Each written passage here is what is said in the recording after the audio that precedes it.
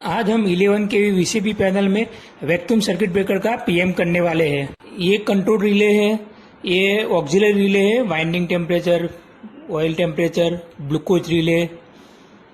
ये मल्टीमीटर है जिसमें वोल्टेज एम्पियर सब दिखाता है। ये मास्टर ट्रिप है, ये वीसीबी को ट्रिप करता है। ये रोटरी स्विच है, ब्रेकर को ऑन ऑफ करने के लिए है। ये इमरजेंसी स्टॉप है। आइए हम अब कंट्रोल पैनल को ओपन करके देखते हैं। देखो ये पूरा कंट्रोल पैनल है जिसमें कंट्रोल वायरिंग किया गया है और इसके अंदर हीटर और पावर पैक भी लगाया गया है। और ये नीचे के हिस्से में वैक्यूम सर्किट ब्रेकर रहता है और ये ऊपर का कंट्रोल पैनल रहता है। इस तरीके का ये पूरा पैनल का कंस्ट्रक्शन है। अभी हमने शट डाउन लिया है, इसके लिए मेन पावर पूरा बंद है, तो हम ब्रेकर को मैन्युअली ट्रिपिंग रॉड का यूज करके ब्रेकर को ट्रिप करेंगे। देखो ब्रेकर बंद हो गया। अभी हमको ब्रेकर रैक आउट करना है, तो उसके लिए एक पैनल की लगेगा, उससे हमको ये होल में लगा के वो रैक आउट का पॉइंट ओपन करना है। फिर बाद में एक दूसरा लीवर लेना है और उसको रैक आउट होल में लगा के उसको घुमाना है। जैसे हम घुमाएंगे तो ब्रेकर हमारा रैक आउट होगा, मतलब कि जब ब्रेकर लगा है वो अंदर से बाहर आएगा। देखो इस तरीके से ब्रेकर बाहर आ गया। देखो आपको दिखता होगा ब्रेकर बाहर आ रहा है। अभी लीवर को निकाल देना है और की को भी निकाल देना है। उसके बाद हमको जो कवर है उसके सारे नट बोल्ट इस तरीके से निकाल देना है। अब हम वीसीबी की जो ब्रेकर के रैक आउट और रैक इन करने की जो प्लेट है उसके सारे नट बोल्ट निकाल देंगे, जिससे वो ब्रेकर आसानी से बाहर निकल जाएगा। ब्रेकर निकालने से पहले ये कंट्रोल केबल को आप निकालो और उसको साइड में लगा दो इस तरीके से। फिर इस दोनों लीवर को नीचे गिरा देना है और ब्रेकर को इस तरीके से बाहर की ओर खींच के बाहर निकाल दो। देखो ये बाहर निकल आया है। ब्रेकर निकल जाने के बाद इस तरीके से पैनल दिखेगी, पूरा वैकेंट हो गया है। ये ब्रेकर के कॉन्टैक्ट है और ये ब्रेकर का कंट्रोल पैनल है। ये ओपन कंडीशन में वीसीबी पैनल है। अब हम वैक्यूम सर्किट ब्रेकर का प्रिवेंटिव मेंटेनेंस करने के लिए उसका कवर ओपन करते हैं और कवर को साइड में रखते हैं। ये ब्रेकर को रैक इन और रैक आउट करने का मैकेनिज्म है, तो इस लीवर को घुमा के हम प्लेट को हम पूरा बाहर तक ले आएंगे। अब हमें DC 226 स्प्रे लेना है। DC 2-26 स्प्रे को हमको सब जगह जो भी मूविंग पार्ट है, जैसे कि ट्रिपिंग कॉइल है उसको भी अप डाउन करके स्प्रे करना है। एक क्लोजिंग कॉन्टैक्ट है उसको भी स्प्रे करना है। जितने भी मूविंग पार्ट है, इलेक्ट्रिकल कॉन्टैक्ट है, सब जगह पे स्प्रे को लगा देना है हमें। अब हमें ब्रेकर के ये पावर कॉन्टैक्ट पे व्हाइट कलर के जो इंसुलेटर कवर लगे हुए हैं उसको निकाल देना है। फिर ये ग्रिपिंग कॉन्टैक्ट पे स्प्रे करना है। अभी ग्रिपिंग पॉइंट पे स्प्रे करने के बाद उसको फिजिकली वेरीफाई करना है, कहीं पे ब्लैक स्पॉट तो नहीं आया है ना, और कहीं पे बर्निंग तो नहीं हुआ है ना। अगर जो कोई ग्रिपिंग पॉइंट बर्न हुआ है तो वो पूरा सेट आपको रिप्लेस करना पड़ेगा। अब आपने जहाँ जहाँ स्प्रे लगाया था वहाँ पे क्लीन कॉटन कपड़ा लेना है और उससे अच्छी तरह से क्लीन करना है। जो ज्यादा ग्रीस वाला या ऑयली पार्ट था उसको अलग कपड़े से साफ करो और जो इलेक्ट्रिकल कॉन्टैक्ट है उसको अलग कपड़े से साफ करो। इस तरीके से पूरा जितना भी मूविंग पार्ट है, फिक्स कॉन्टैक्ट है, जो पावर टर्मिनल है, सबको आप क्लीन कर दो।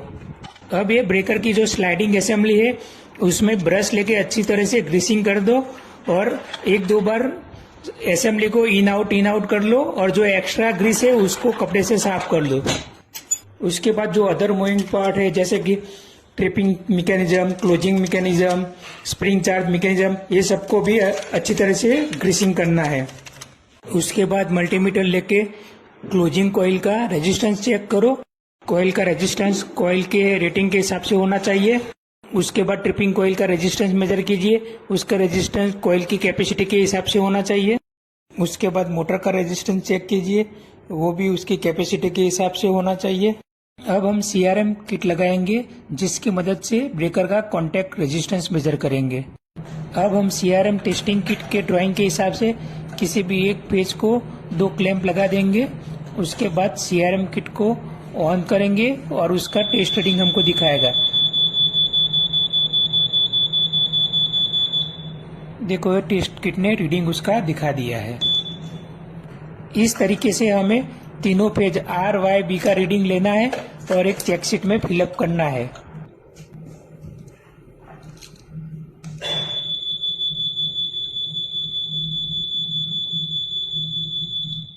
ये तीनों पेज का रीडिंग हमने ले लिया।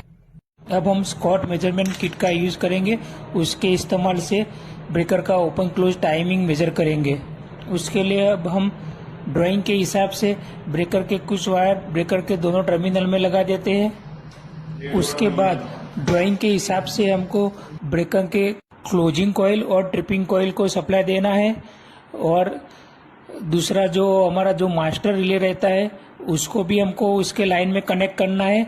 उसके बाद हमको मैन्युअली ब्रेकर की स्प्रिंग चार्ज करनी पड़ेगी, जिससे ब्रेकर ऑन ऑफ होगा। अब टेस्ट करने के लिए सारा वायरिंग ओके हो गया है। अब हम किट को टेस्टिंग करने के लिए स्टार्ट कमांड देते हैं।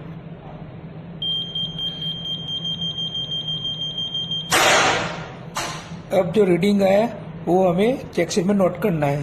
अब हमारा ब्रेकर का प्रिवेंटिव मेंटेनेंस खत्म हुआ। अब हम ब्रेकर का जो इंसुलेटर जो निकाले थे वो हम वापस लगा देंगे। जो हमारा फ्रंट साइड का भी कवर ओपन किया था उसको भी वापस लगा देंगे हम। उसके बाद ब्रेकर को पैनल में इंसर्ट करेंगे। फिर रैक इन आउट वाली प्लेट को हम नट बोल्ट लगा देंगे। उसके बाद उसका ब्रेकर का केबल कनेक्ट करेंगे।